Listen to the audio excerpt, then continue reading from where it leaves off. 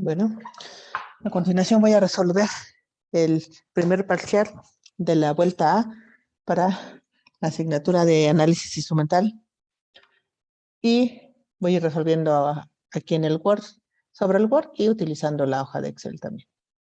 Entonces, bueno, pues vamos a proceder con esto. Pues primero, como verán, vamos a leer el ejercicio. Dice que se requiere determinar la cantidad de fierro 2 en tabletas de Movien 200 y para ello se aprovecha que se forma un complejo estable de color azul con reacciona el fierro 2 con ácido cianhídrico y este complejo absorbe una longitud de onda de 720 nanómetros. La reacción asociada a este complejo es fierro 2 más 6 de ácido cianhídrico y dan este complejo, ¿no? El ferro cianuro, ¿vale? Y bueno, con 6 protones que se liberan. Para esto se prepara una solución de ácido cianhídrico 0.01 molar. La solución de stock de fierro estándar, pues básicamente no me dan la concentración, pero me dicen que se pesan 50.1 miligramos de sulfato ferroso amoniacal. Esta es la sal que se utiliza, el reactivo que se utiliza. A estos miligramos se le agregan 5 mililitros de agua, 5 gotas de ácido sulfúrico concentrado para disolver mejor. Y finalmente, una vez que se disuelve, se afora con agua destilada a 100 mililitros. De esta solución se hace una dilución tomando 2 mililitros y llevándolo a 50 mililitros. ¿Vale? Y esta sería básicamente pues la solución, ahora sí que stock estándar, ¿verdad? De fierro. Muy bien, y la solución problema se prepara triturando en un mortero 5 tabletas que previamente fueron pesadas para poder sacar el peso promedio. De este polvo se pesan 38.7 miligramos, se disuelven en 30 mililitros de agua. Como el excipiente no se disuelve, pues se filtran primero y finalmente se aforan a 50 mililitros. De esta solución se hace una dilución tomando 1 mililitro y aforando a 25 mililitros y de esta dilución se preparan ahora los sistemas tal y como se indican en la tabla que se presenta a continuación. Entonces, nada más, pues para tener claro, esta sería la solución problema, ¿vale? De la cual se van a preparar los sistemas. Los sistemas se preparan como, pues si se fijan, vamos a ir variando la cantidad de fierro stock en cada uno de los sistemas. En el primero no va a haber 1, 2, 3, 4 en adelante. Todos los sistemas van a tener 2 mililitros de la solución problema y todos van a tener 3 mililitros de la solución de ácido cianhídrico. Y al final lo vamos a aforar en agua. Una vez preparados los sistemas, pues se va al equipo, se calibra y se obtiene la absorbancia a 720 nanómetros y aquí tenemos las absorbancias. Y aquí nos dan los datos, nos dan, ahora sí que el peso molecular de este sulfato ferroso amoniacal, como lo pueden ver aquí, cuya pureza es del 98%, y como dato también nos dan aparte, en este caso, la masa atómica del fierro. El marbete del medicamento indica que una tableta contiene 60.27 miligramos de fierro y el peso promedio después de haber pesado las tabletas tenemos que es de 421.7 miligramos. Y bueno, vamos a empezar a resolver las preguntas que se nos solicitan. Lo primero que se solicita es cuál es el método de cuantificación que se está empleando. Recordar, tenemos curvas de calibración, curvas de adiciones patrón y curvas de valoración. En este caso, viendo la tabla de preparación de sistemas, lo primero que puedo ver es que todos los sistemas llevan solución problema y que todos fueron aforados a 10 mililitros. Entonces, lo primero que puedo decir aquí es que esto es una curva de adición patrón. ¿Por qué digo esto? Bueno, pues porque todos los sistemas tienen la misma cantidad de solución problema. También sé que es indirecta porque sé que el analito de interés, que es el fierro 2, no es la especie química que me da la propiedad, sino el complejo tal y como lo mencionaban arriba. Por lo tanto, es una adición es patrón indirecta. Y al final, sin efecto de dilución, no hay efecto de dilución porque todos los sistemas fueron aforados al mismo volumen de 10 mililitros. Entonces, el método de cuantificación que se está en este caso usando es una curva de adiciones patrón indirecta sin efecto de dilución. Una vez que sé esto, pues procedo, ¿verdad?, a hacer la tabla de variación de cantidades molares. En este caso no necesito los protones. Simple y sencillamente las especies químicas que están presentes. Y bueno, lo que sí, perdón, recordar que dependiendo del método de cuantificación, pues son las etapas de la tabla. En este caso tengo el inicio, lo que agrego y el equilibrio. Y esto lo voy a plantear para el primer sistema, porque al ser una curva de adición patrón, fíjense que el primer sistema, aquí lo tenemos, pues no tiene fierro estándar, fierro stock, lo único que tiene es solución problema. Entonces, en una curva de adiciones patrón, si recordarán, el reaccionante tiene que estar de inicio de inicio y en exceso, para nunca llegar al caso de una curva de valores. Y lo que agregamos, si se fijan aquí, fue volumen de problema, concentración de problema, tal y como nos indica la tabla arriba. Y en el equilibrio, pues dado que el ácido cianhídrico está en exceso, pues esto debe de quedar, digamos que es epsilon. Finalmente, para nosotros, esto es casi cero, o cero, de hecho. Vamos a poner que debe ser igual a cero. Eso es lo que va a quedar de fierro. Debe de quedar, obviamente, ácido cianhídrico, porque les acabo de comentar que debe de estar, ¿qué? En exceso. Entonces, nos va a quedar, efectivamente, ácido cianhídrico, y tomando en cuenta la estequiometría, debemos de poner el factor estequiométrico de la especie en donde estamos, entre la que estamos, en este caso, relacionando, que sería la del fierro 2, pues, que sería 6 entre 1, voy a obviar el 1, y nos vamos a quedar simple y sencillamente con esta expresión. Y para el producto, entonces, ¿cuánto se va a formar? Bueno, pues la formación del producto depende definitivamente del reactivo limitante, que es el fierro.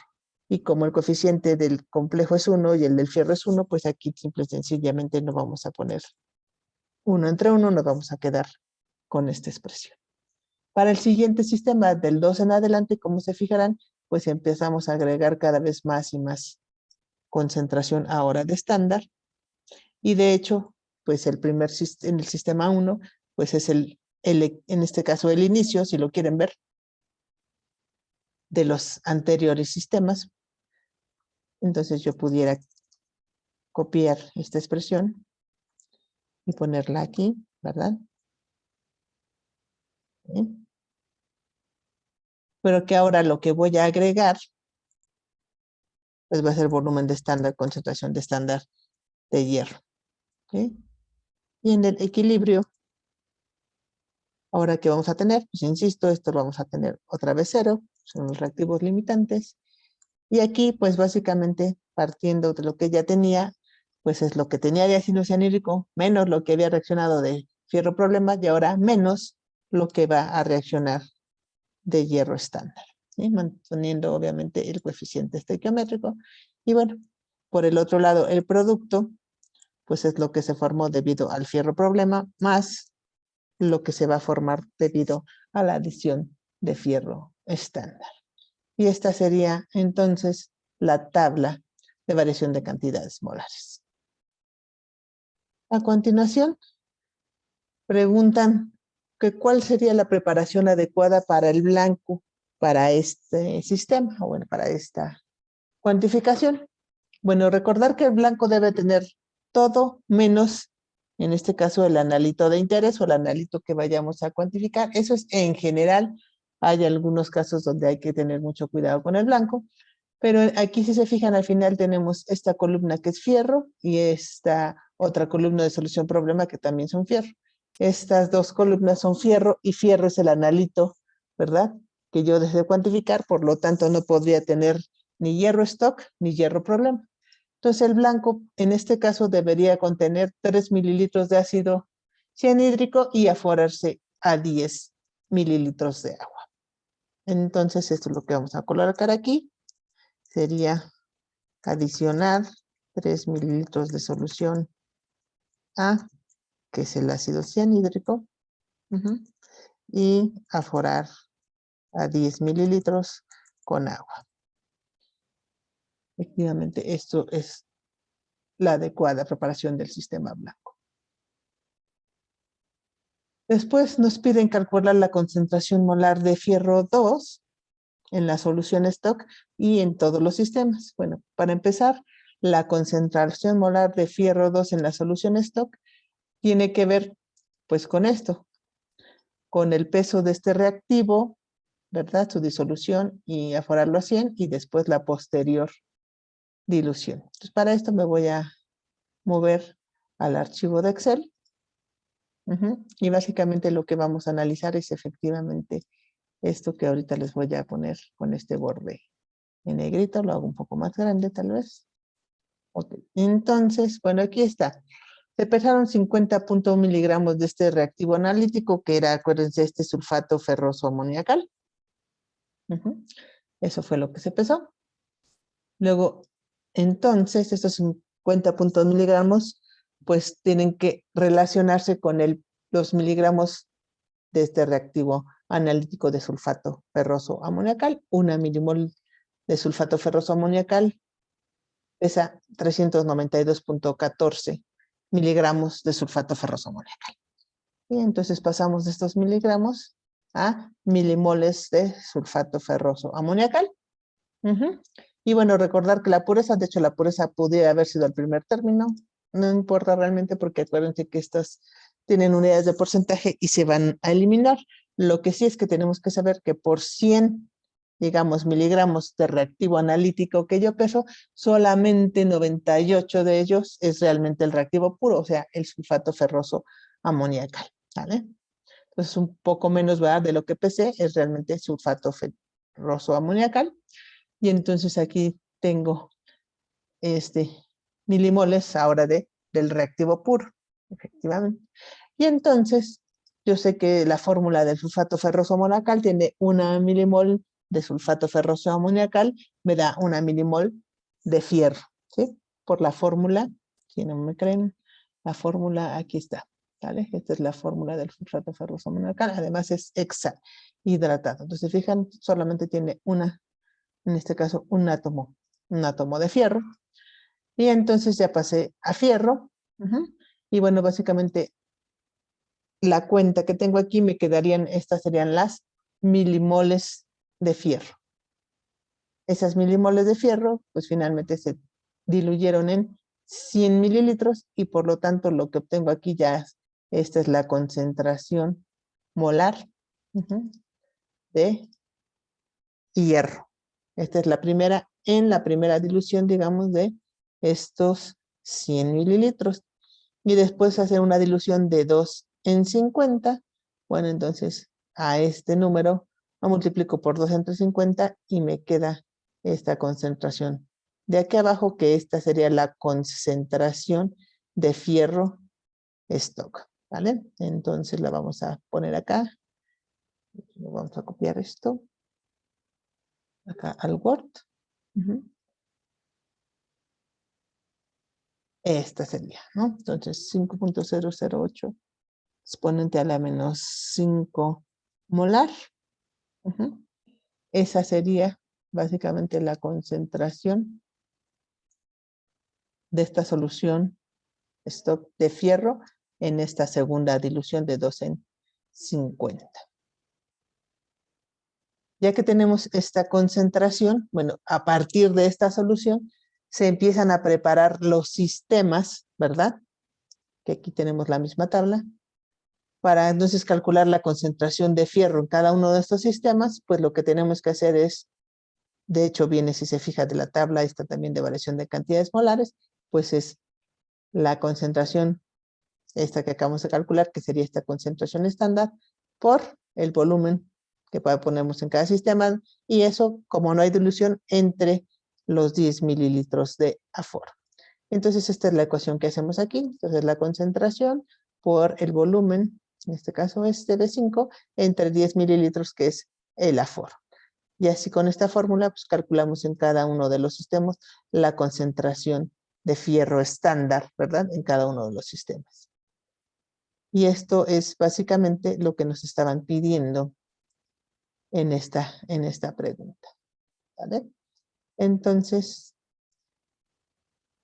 pues, esto es lo que vamos a contestar aquí. Bueno, de hecho ya lo había yo puesto acá arriba, ¿verdad? Esta sería.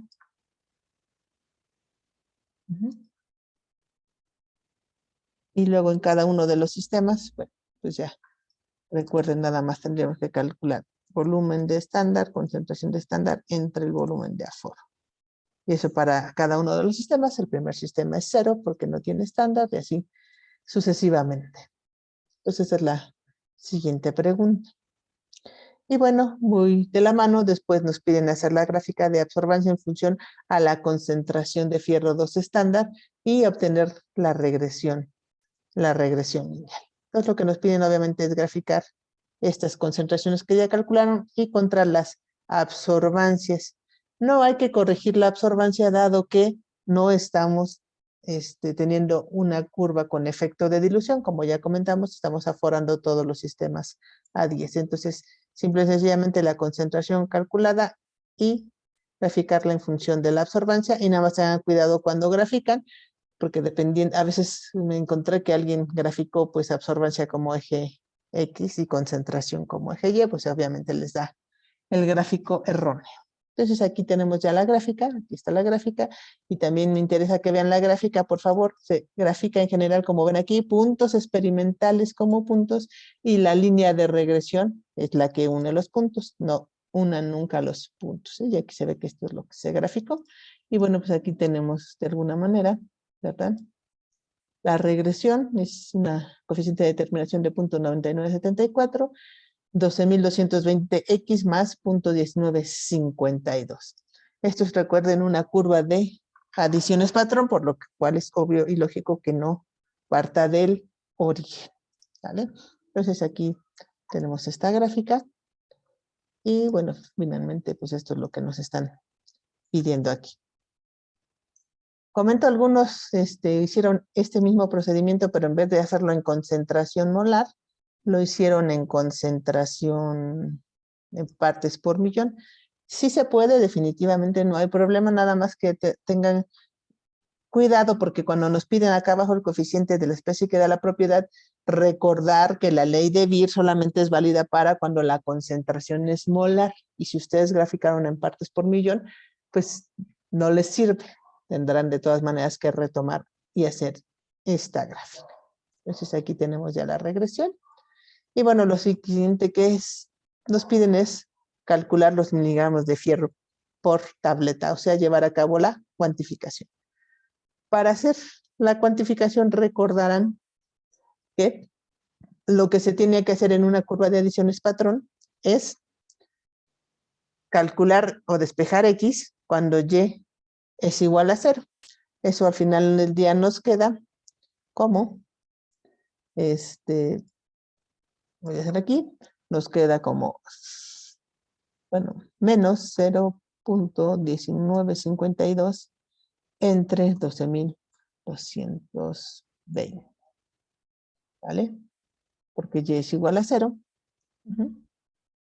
Y esto es lo que nos da. Esto sería igual a X cuando Y es igual a 0. ¿Vale? Este es el despeje de X, pero como yo bien les comentaba, no existen las concentraciones negativas. Por eso lo que están despejando finalmente es X. Entonces yo lo que hago aquí es poner ya en positivo que 1.597 exponente a la menos 5 es molar, es la concentración de fierro en el sistema de medición, porque las concentraciones son positivas, ¿vale? Entonces así lo calculé, haciendo esto, ¿no? Entonces queda la V entre M, ¿no?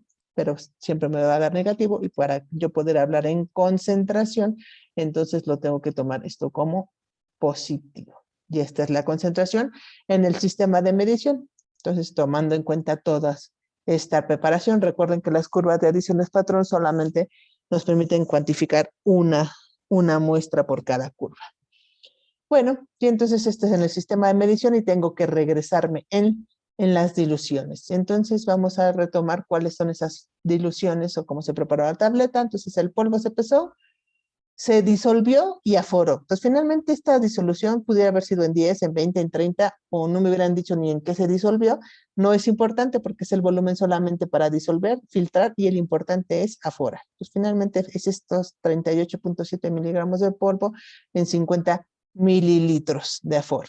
Y de aquí la siguiente dilución es 1 en 25, y la siguiente dilución, espero que recuerden, es la de 2 en 10, que es la preparación de los sistemas. Entonces, lo primero que tendremos que hacer es multiplicar por 2 entre 10, después por 25 entre 1, y ahí todavía obtendremos concentraciones, y después multiplicar por 50, pero aquí ya nos vamos a obtener milimoles. Entonces, eso que acabo de comentar, pues se está haciendo aquí. Entonces, si se fijan, aquí estamos haciendo esta concentración por 10 entre 2, que es esta primera, regreso en esta primera, perdón, en esta última dilución, que es la preparación de los sistemas. Después lo que resulta de aquí, lo multiplican, bueno, por 25, es que da lo mismo que les ponga por 25 entre 1, por 25 al final del día. Y finalmente, estas dos, como les dije, son concentraciones, pero ya cuando multiplicamos por 50 mililitros, pues ya nos van a quedar milimoles de fierro. Entonces aquí ya estamos obteniendo masa de fierro. ¿Ok? Ya que obtenemos masa, pues ahora sí tenemos que relacionarlo, en este caso con la masa que pesamos también de la muestra problema. Y bueno, pues lo primero que vamos a hacer es pasar estas milimoles de fierro a miligramos de fierro. Entonces estas milimoles, ¿ya?, multiplicadas por masa atómica, pues nos dan ahora estos miligramos de fierro. Pero esos miligramos de fierro, pues realmente son poquitos porque estaban, ¿qué? Porque estaban solamente en estos 38.7 miligramos de polvo, que fue lo que tomamos. Y el peso promedio, pues al final del día es igual a 421.7. Si quiero saber los miligramos de fierro por toda una tableta, se utilizó este peso promedio y lo calculo básicamente como, pues relacionando estos miligramos, diciendo pues en 5.57, 4 miligramos de fierro y en 38.7 de tableta, pues en 421, pues cuánto va a haber, y finalmente este es el contenido. Hay 60.7 miligramos por tableta utilizando el peso promedio. ¿Okay? Y entonces esos 60.7 pues es lo que me están definitivamente pidiendo aquí. Entonces 60.7 miligramos de fierro por tableta. ¿Qué habría que ver qué es lo que marca? Recuerden, el marbete dice que una tableta tiene 60.27. Bueno, pues si me dio 60.7 está bien, seguramente por el intervalo, ¿verdad?, de este medicamento es adecuado. Aquí no, digo, no, de eso ni me están pidiendo concluir, nada más me están pidiendo calcular estos miligramos. Y por último, perdón, me piden calcular el coeficiente de absortividad molar de la especie que da la propiedad. Bueno, el texto pues ya nos dejaba saber que la especie que daba la propiedad pues era sin lugar a dudas este ferrocianuro. ¿Ok? Entonces, esto lo voy a copiar. ¿Por qué? Aquí que no se les olvide, porque muchos ponen que la absorbancia es igual al coeficiente por L por C. Sí, definitivamente esta es la ley de Beer. Y hay que desarrollar, dependiendo de cada método de cuantificación y dependiendo de qué especie química de la propiedad, pues hay que desarrollar, en este caso, la ley de Beer. Aquí va a quedar que la absorbancia es igual al coeficiente, vamos a poner del complejo, por L, por la concentración del complejo. Y al final del día, esto nos va a quedar que la concentración del complejo, pues es, perdón, lo que yo tenía aquí arriba, que estaba copiando, creo que no copié, esto que son milimoles, al final, perdón, sé que es una tabla de variación de cantidades molares, son milimoles. Entonces, estas milimoles entre el volumen de aforo, todo esto me da la concentración, en este caso, del complejo, ¿vale? Entonces, pues todo este término es efectivamente la concentración, en este caso, del complejo. ¿Okay? Entonces tengo que hacer esa sustitución. Sí, ¿por qué? Porque aquí pudiera haber coeficientes estequiométricos y otro tipo de cosas, ¿vale? No se queden siempre con la idea de que la pendiente es igual al coeficiente de absortividad molar. Puede ser, pero muchas veces puede no ser. Entonces, ya que tengo esto, pues obviamente lo separo en dos términos. ¿Por qué lo separo en dos términos? Porque la gráfica que yo tengo y que yo observo es de este estilo, SMX más B, donde la B no es cero, es diferente de cero. Entonces, yo tengo que obtener esta ecuación. Entonces, al final del día me queda el coeficiente por L, y si lo separo me queda B de problema, C de problema entre volumen de aforo, donde este término, que son milimoles entre volumen, sigue siendo concentración, más el coeficiente por L por volumen de estándar, concentración de estándar entre el volumen de aforo, ¿sale? Y este término, obviamente, también es concentración. Y si recuerdan, ya hicimos la gráfica, nosotros utilizamos esta ecuación para graficar ¿qué? Esto que les acabo de poner es el eje X, y por todo lo que está junto al eje X, por lo tanto, es M. Entonces, este primer término queda como la ordenada al origen, y este segundo término queda más M, y todo lo que está en azul claro, X. Entonces, en este caso, efectivamente coincide que la pendiente, en este caso, M es igual al coeficiente del complejo por L. Y por lo tanto, como sé que L es 1 centímetro, pues sí puedo decir en este caso que M, ¿verdad? Bueno, en este caso que el coeficiente es el valor de 12.220 centímetro a la menos 1, molar a la menos 1, para este ferrocianuro, a 720 nanómetros, ¿vale? En este caso en particular, ¿por qué? Pues porque resulta que no tengo coeficientes estequiométricos diferentes o que me estuvieran aquí afectando, ¿sí? Y este sería el cálculo del coeficiente de absortividad molar. Y bueno, con esto se termina, en este caso, el primer ejercicio.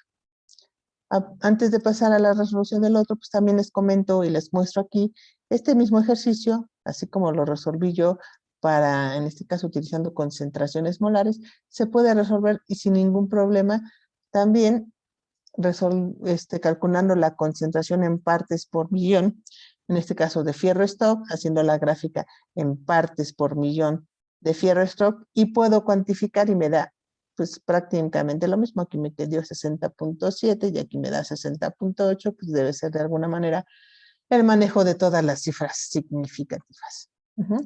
El asunto es que aquí esta pendiente no la puedo utilizar directamente para calcular el coeficiente de absortividad molar, porque, insisto, la ley de Beer se cumple y es válida solamente cuando la concentración de la especie está en moles por litro o minimoles por mililitro, ¿vale? Entonces, no podría yo, en este caso, utilizar la pendiente directamente. Esta pendiente la tendría yo que transformar en unidades para que me quedaran las unidades correspondientes, ¿verdad? A moles, en este caso, por litro.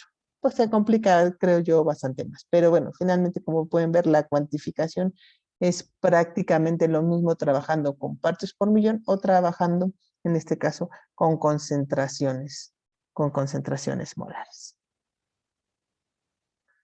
Muy bien, continuando con, en este caso, con el examen. Bueno, no me voy a detener mucho en un espectro de absorción molecular. Un espectro de absorción molecular es básicamente este espectrofotómetro que normalmente utilizamos en laboratorio, que es el de rango visible, el cual tiene pues una lámpara, tiene un monocromador, tiene el portacelda, ¿verdad? Tiene, digamos que el detector, y luego tiene el sistema de adquisición de datos, ya sea la pantallita o ya sea la computadora, etcétera. Bueno, la siguiente pregunta es mencionar las características o qué caracteriza a una curva de calibración indirecta con dilución. Bueno, esto es para que quede muy claro la diferencia entre una curva de calibración y una curva de adiciones patrón. De hecho, nos ayuda que el ejercicio pues era una curva de adiciones. ¿Cuál es la diferencia básica en una curva de calibración y una curva de adiciones patrón? Bueno, que se tienen, digamos, n sistemas de la dilución de una solución del analito estándar, generalmente n es 5 o más, y por otra parte,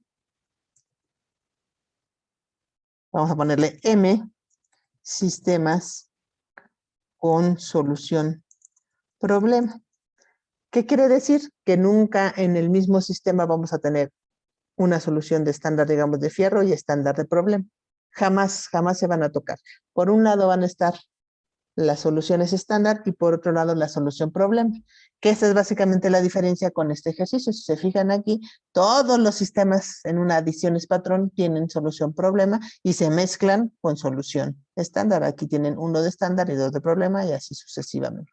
En una curva de calibración nunca va a pasar. Por un lado van a estar los sistemas, ¿verdad?, de estándar, que al final del día estos son los que van a servir para la curva de calibración, y los sistemas de problema, que son los que se van a interpolar en la ecuación de la curva de calibración.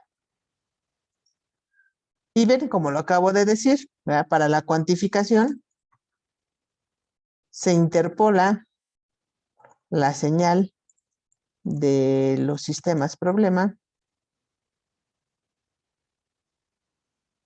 ¿verdad?, en la ecuación de la recta.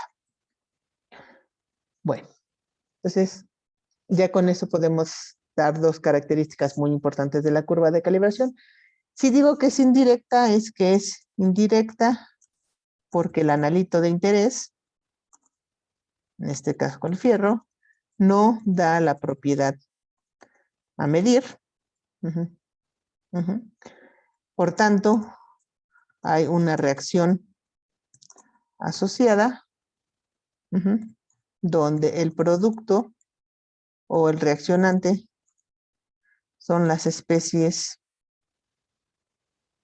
químicas que pueden dar la propiedad.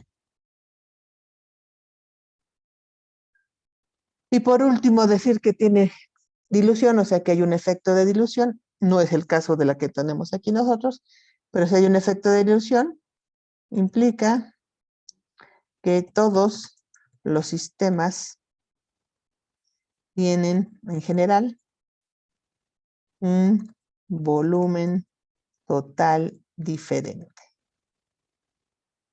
O sea, no tienen el mismo volumen. Y esas serían las características más importantes de una curva de calibración indirecta con dilución. En cuanto a la siguiente pregunta, dice, ¿cuál de los siguientes compuestos puede ser cuantificado a menor concentración? Bueno, lo habíamos comentado, conforme más grande sea el coeficiente de absortividad molar, que es lo que les está indicando aquí, 54, 111 y 158, la concentración necesaria para obtener, por ejemplo, la misma absorbancia, pues va a ser menor para aquel que tenga un coeficiente mayor, más alto. Entonces, en este caso, pues sería el cobre de Ta, es el que puede ser cuantificado a menor concentración debido a que su coeficiente de absortividad es más grande que los demás, siempre y cuando, ¿verdad?, se trabaje a 740 nanómetros. ¿Qué quiere decir? Pues que si yo cambio la longitud de onda, a lo mejor alguno de los otros pudiera tener el coeficiente más grande. Pero aquí, si se fijan, los tres tienen el coeficiente 740. Entonces, en esa longitud de onda, el que tiene el coeficiente más grande es el cobre de Ta y por lo tanto es el que puede ser cuantificado a menor concentración. Muy bien. Vamos a pasar a la siguiente pregunta. Dice que tenemos que relacionar, ¿verdad?, las columnas, en este caso lo que indica la primera columna y que aplique con la segunda. Entonces dice aquí, se basa en la absorción de energía de un elemento atómico, originando el paso de su estado basal a su estado excitado. Entonces, para empezar, es una técnica atómica y como va del estado basal al estado excitado y se basa en la absorción de energía, pues definitivamente es absorción atómica. Entonces, pudiera poner en cualquiera de estos dos, pudiera poner el número 1. Por otro lado dice la 2, permite la cuantificación de analitos que presentan soluciones coloridas, pues para que yo vea algo con color, definitivamente estoy trabajando en el rango visible y entonces debe ser la espectrofotometría visible.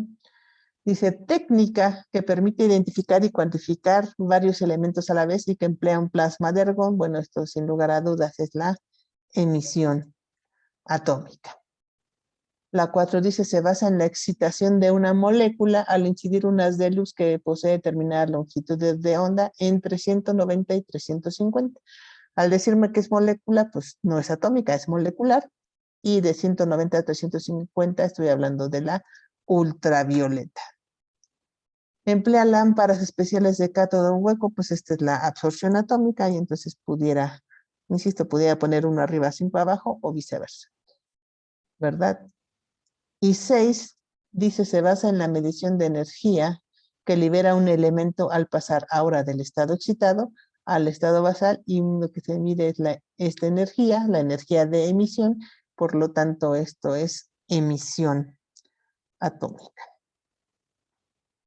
Y entonces así está contestado esto. Y para la última pregunta del examen, dice, se quiere determinar selectivamente calcio en un yogur. Explique si es adecuado realizar la cuantificación utilizando la espectrofotometría de absorción atómica y el tratamiento adecuado para la muestra. Bueno, definitivamente utilizar la técnica de absorción atómica para determinar calcio es viable, y yo diría rápido, y barato hasta eso, si ya tenemos el equipo y demás, y la lámpara. Ajá. Esto básicamente es porque recuerden que es una técnica selectiva. Si yo tengo la lámpara de calcio, aunque yo sé que el yogur tiene definitivamente otros metales alcalinoterrios y otras cosas, definitivamente no va la lámpara más que a ver el calcio. Pero el tratamiento de la muestra aquí es súper importante. ¿A qué me refiero? Bueno, pues ustedes supongo que conocen el yogur y no van a meter directamente el yogur al equipo de absorción atómica. Para empezar, el yogur pues tiene una gran cantidad de ¿qué? De proteínas y grasas. Todas estos compuestos orgánicos definitivamente y además la viscosidad hacen que se complique mucho. Entonces aquí en este caso pues el tratamiento adecuado pues pueden ser básicamente dos. Necesitamos finalmente ¿qué? Vamos a poner aquí, este es eliminar la materia orgánica y tener al calcio en solución, definitivamente. Entonces, para esto, pues a lo mejor lo primero que me puede ocurrir es calcinar, que es una manera de eliminar la materia orgánica, o bien hacer una digestión, generalmente una digestión ácida, que